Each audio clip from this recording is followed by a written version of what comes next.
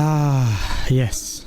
Steam Next Fest is always a great week to try out games you've been looking forward to and see if they hold up to your expectations. Or to also find new games that might be interesting to you.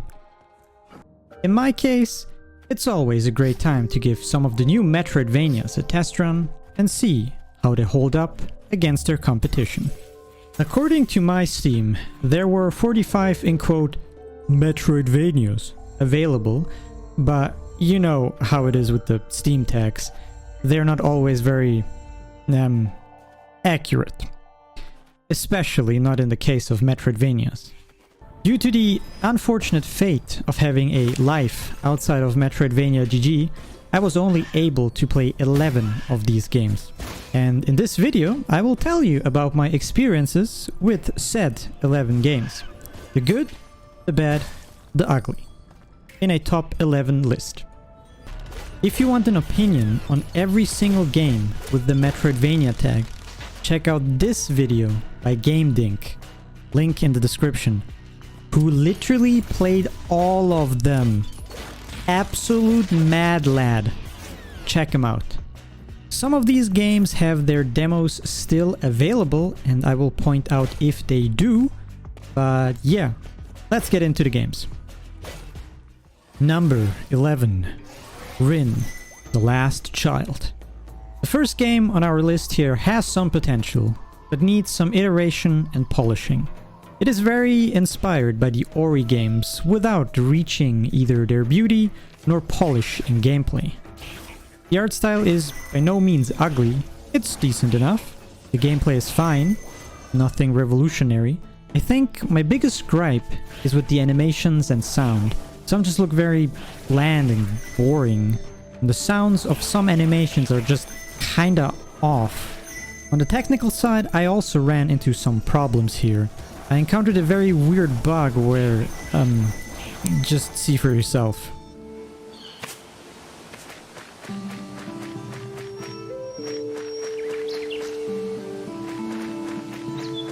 Also, there is one area in the game where the FPS of the game suddenly drops hard. But not all is lost for this game. After all, I played through it and had fun. The rune crafting system is very interesting. Basically, all over the world you collect these runes, which you can use to craft yourself spells. These spells can then be equipped and allows you some freedom of which kind of attacks and buffs you want to have available at any given moment. They can also be enhanced and upgraded. The system looks very in-depth. In the demo, I found 5 spells plus 1 movement ability spell. So yeah, all in all, it's not a bad game, but it's also just not very special. If the devs keep working on it, polish it a bit more, it will be quite a decent game, I think. The demo is still available, so if you want to try it out for yourself, you can still do that.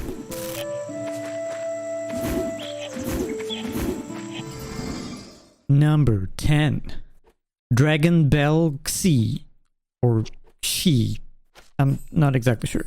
This game is similar to the last game, where it has quite a lot of potential, but just needs some further work.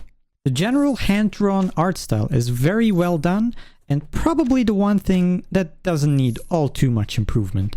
I also really like the grab launch ability that you get right from the start, where you shoot out this dragon claw, and if it collides with either an enemy or suitable object, you get launched towards it and then bounce off of it into the air. That's pretty cool. The first upgrade you get in the demo is the ability to throw the claw further, and if it reaches something behind a wall, you get teleported towards it through the wall. That is also very neat.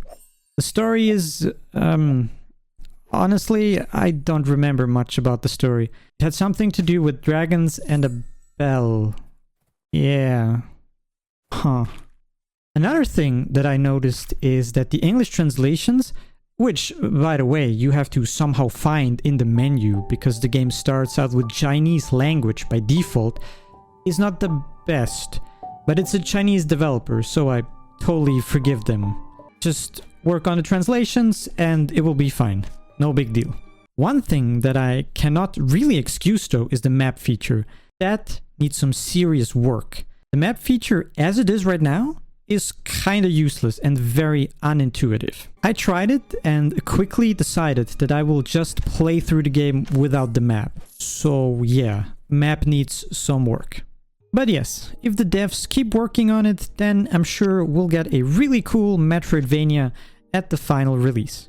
Oh yeah, demo is also still available if you want to try it out for yourself.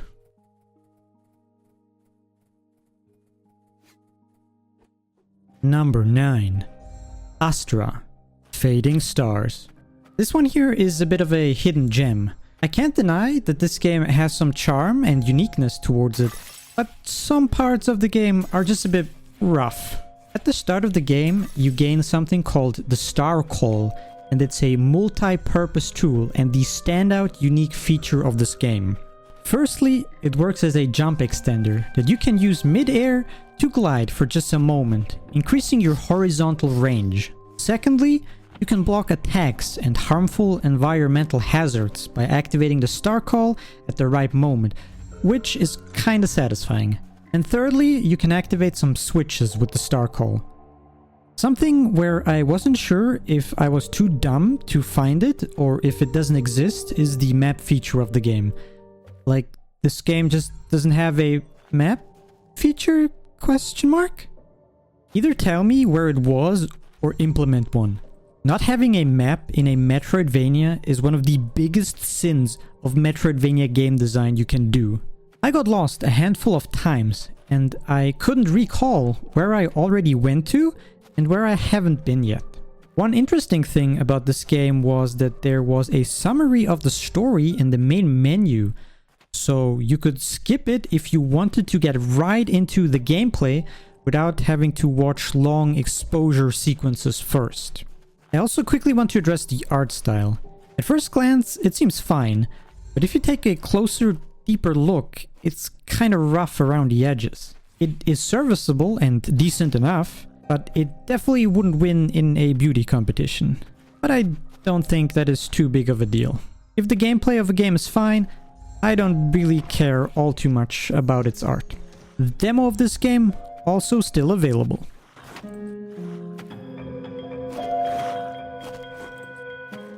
Number 8. Rusted Moss. So yeah, I didn't expect this game to be this low on the list, but it's not because the game is bad. No, it's actually really good. I just had more fun with all other games higher on this list. In fact, I don't really have much to complain about this game. I mean, if I had to go super nitpicky, I could say that the color palette of green, yellow, and gray is a bit stale and bland. It's not the most colorful game, but that is more of an observation than a complaint, really. Also, the story didn't super hook me in. See what I did there? Like a grappling hook? Okay. Talking about the grappling hook, definitely the best and most unique part about this game. Even though I'd argue that it's more of a bungee cord than a grappling hook, because you can't really pull yourself away or towards whatever you're hanging on to. It really is just more of an elastic string that bounces you around. And at the start of the game, it's really hard to wrap your head around it. But if you keep playing for a bit, you will slowly but surely kinda get it. Once you have mastered the basics, it's really fun to just explore. One other thing where I have some complaints is that boss fights can become really hectic and stressful. Especially when the floor becomes lava and you have to use your grappling hook to stay midair, but you also stay in motion to dodge projectiles from the bosses, but you also have to avoid touching the boss, but also have to shoot them to do damage, and too much to handle for my brain. But I'm sure it's just a matter of mastering the grappling hook. The demo is currently still available, so give it a try.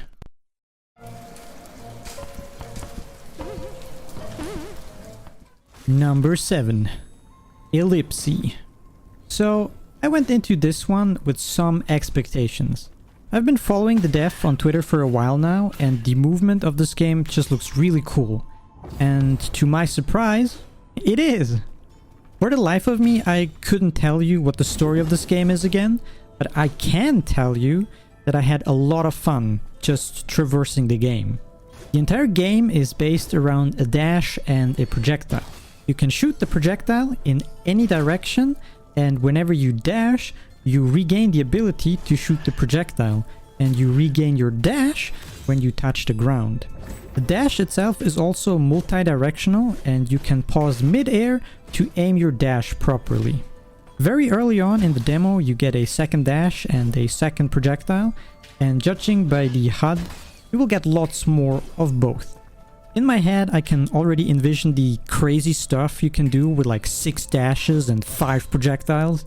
I do think this is going to be a game on the more difficult side of things though. A game where the main focus is on platforming, and a game where you will die a lot.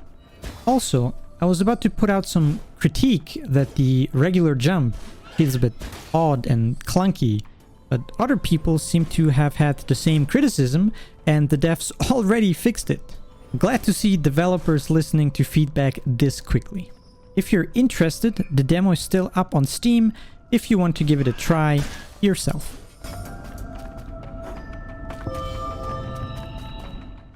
Number 6. Grim Guardians. Demon Purge. Okay, let's quickly address something here. According to some people, this game is not a Metroidvania, and I kinda disagree.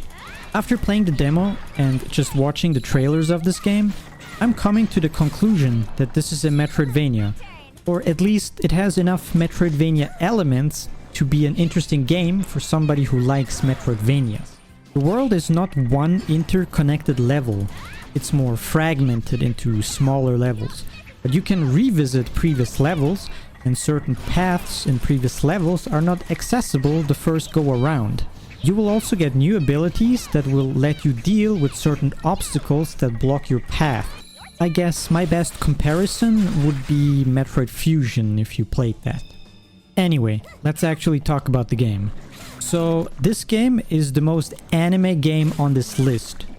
Story, presentation, voice acting, all very anime. If you're not into this type of stuff, don't bother. I personally enjoyed this game quite a bit.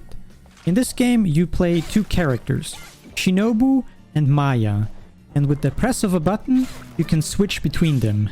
Shinobu is more focused on ranged combat with her submachine gun, and Maya is more melee focused with all sorts of melee weapons. It's very fun just switching them mid-battle and shifting your combat style. Both characters have their own HP bar, and if one dies, you restart the room and have a chance to revive the fallen character with the one that is still alive. If both die, you just respawn at the last checkpoint. Don't get fooled by the cute anime girls though. This game is very hard. The difficulty is inspired by very old games. There is even a difficulty mode with limited lives. So yeah, if you seek a difficult old-school Castlevania inspired game, this one's for you. And you don't even need to wait all too long for it, because it will be released on the 23rd of February 2023.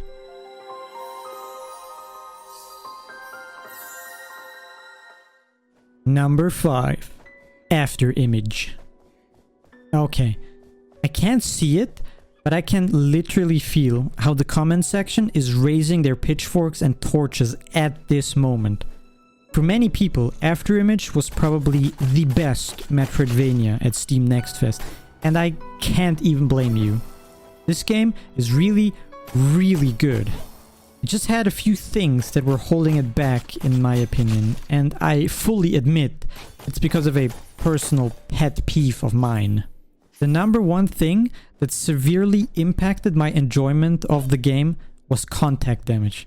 Taking damage when merely jumping into or standing next to an enemy just infuriates me.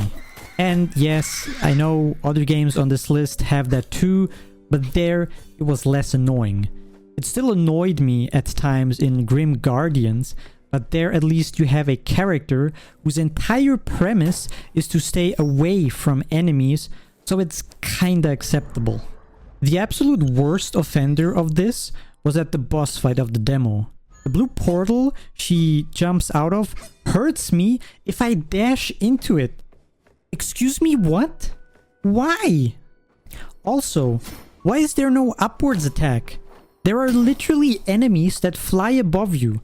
Why can't I just attack upwards?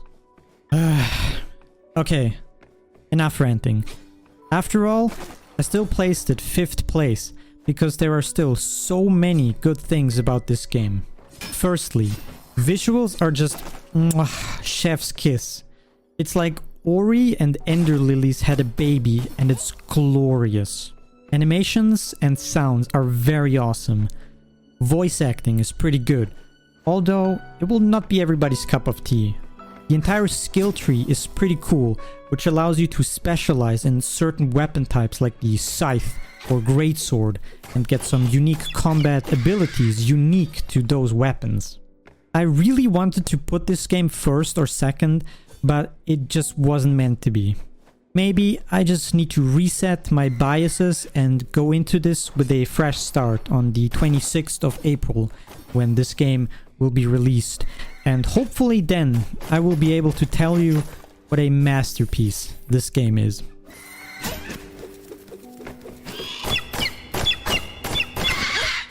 Number 4. A Sister's Journey. Okay, after playing this game myself, I can confirm that this game really is just Celeste, but as a Metroidvania with guns. And it's awesome! First of all, this game has to be the best looking pixel art game in terms of visual and particle effects. It's just so impressive how good pixel art can look. This also continues into fighting. During the demo, you have access to 2 weapons, both of which have a primary and secondary mode. All 4 are very unique and useful in various circumstances.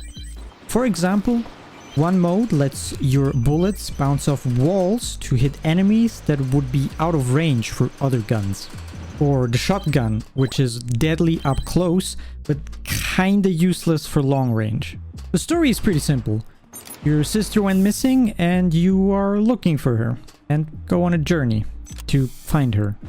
The combat is generally not all too difficult, but the platforming, damn, that can be tough as nails.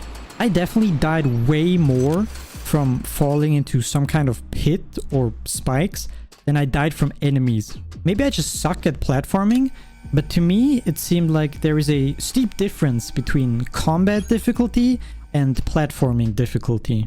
There is one exception though. Bosses. I fought 2 bosses in the demo and both were kinda hard, but for the wrong reasons. Bosses are damage sponges. Especially the second boss, the tank, has way too much HP for my taste. I was fighting this boss for like 30 minutes straight. It was literally just a test of endurance. I needed to hit the tank what feels like 1,000 times, while I can take 5 hits before I'm out. Please lower the HP of bosses. Also, this next thing is gonna sound weird, but I think the demo was too long. I didn't finish it and I still played for like 2 hours. For me, it overstayed its welcome as a demo a bit. There were at least 3 times where in my head I went like, okay, this is probably where the demo ends, right? And it just continued. The first time was cool, like, hell yeah, more of the game. But it started to wear off rather quickly. At some point I was like, yeah, I get how this game works. I'm good, and close the demo. So I left the demo with the tiniest bit of a sour aftertaste, but I'm still very much looking forward to the full release of the game. Oh yeah, if you want to play a demo that seemingly never ends, this demo is still available on Steam if you want to try it out yourself.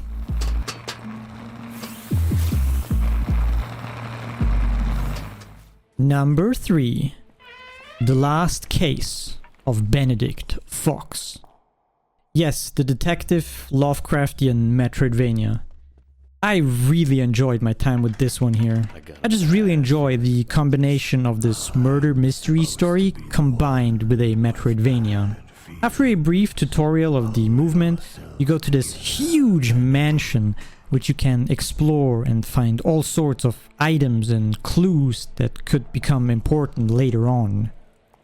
After a tiny bit of exploring, you find this dead man, and with the help of your demon buddy, you enter his subconscious, and this is where the Metroidvania part begins. You explore the subconscious that has really stunning visuals that can change on a dime. Even though some parts are really dark, and sometimes I had a tiny bit of an issue seeing some pathways because of the darkness, but maybe that is exactly the point. In these dreamlike memories, you fight these ink monsters and manifestations that block your way. I think the way this plays out further in is that the things you find inside of the memory will help you unlock new things in the mansion, and the things you find or learn in the mansion will help you progress deeper into the subconscious of the deceased. One tiny thing I want to mention is that during the demo, you find a lot of items, most of which do nothing during the demo. I'm just assuming you pick them up and they will become important or relevant further down the line when you have to piece things together. It just kind of felt bad in the demo to pick up all this stuff that didn't really do all too much. But overall, the demo was fantastic, enjoyed every second, and can't wait for the full release on the 27th of April. Yes, that is one day after the release of Afterimage. A notebook page describing the keys. It looks like the last one can be imbued with any number I want. I just have to find it. Number 2. Teslagrad 2. I went into this game with absolutely zero expectations because I have never played the first game, but even just the opening cutscene captured me. I really enjoy that this game is telling its story without words, just with actions and emotions. After the first minute or so, when the protagonist reclaims her sock shoe thingy and you regain your ability to do the lightning dash, I knew that I would totally love this. The lightning dash feels so awesome. As the name of the game somewhat implies, this game has everything to do with electricity and magnets. A few more minutes into the game, you get this cloak, which lets you activate some electric aura around you, which then lets you repel yourself from the bright blue surfaces and attract yourself to the bright red surfaces. And with these two things, you already have some cool tools to solve some platforming puzzles, which is also the focus of the game. In the demo, there was no combat. Whenever I encountered a hostile creature or human, you were supposed to flee from it. I'm not sure if there will be combat later on in the game, but just letting you know that this game might not be for you if you need combat. Yeah, I can't fully eloquently put into words, but there was just something very charming about this game. The story, art, animations, abilities just instantly captured my heart. So yeah, I'm really looking forward to the final game. Sadly, the demo is no longer available. Guess we just need to wait for the full release.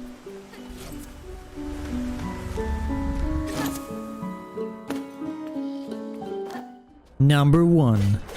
Gestalt, Steam, and Cinder. Yes, this game is absolutely freaking awesome. I loved almost everything about this game. And I think a lot of other people did enjoy this game quite a lot too. First of all, the pixel art is excellent. Characters, enemies, environments, animations, and especially those huge full body shots of characters are marvelous. This last part also majorly contributes to the gameplay feeling so good. Just walking, fighting, wall jumping, all feel so damn good because of the animations. In my last video, the 16 most anticipated Metroidvanias of 2023, I said, I'm still not quite sure yet if this is a fully fledged Metroidvania, because it's giving me a lot of like Zero from Mega Man vibes, but whatever. And I'm convinced now. This is a pure Metroidvania. In the demo were multiple paths that I could not explore yet due to the lack of some ability or keys.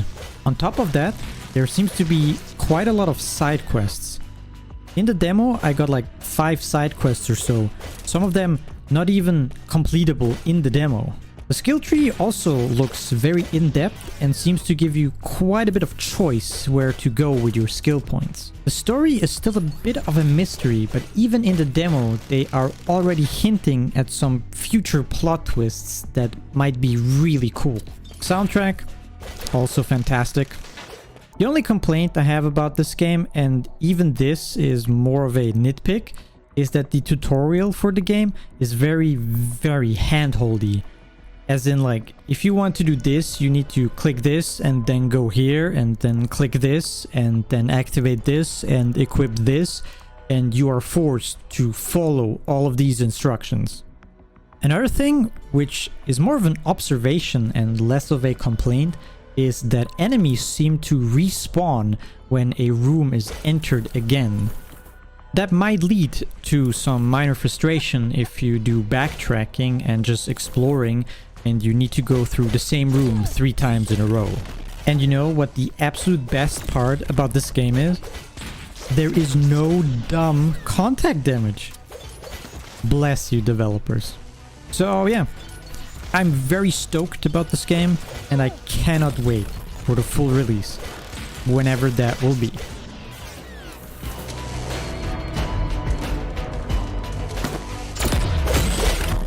So yeah, that's it. The 11 best Metroidvanias of Steam Next Fest. I wish I had a bit more time, because there were a few that I would have liked to try. But oh well. Please let me know in the comments which games you tried and what your opinion of those games were, and also if you agree or disagree with my takes. Don't forget to leave a like and subscribe for more Metroidvania content, or check out my website metroidvania.gg for more games in development. Thank you for watching, have a great day, and see you next video.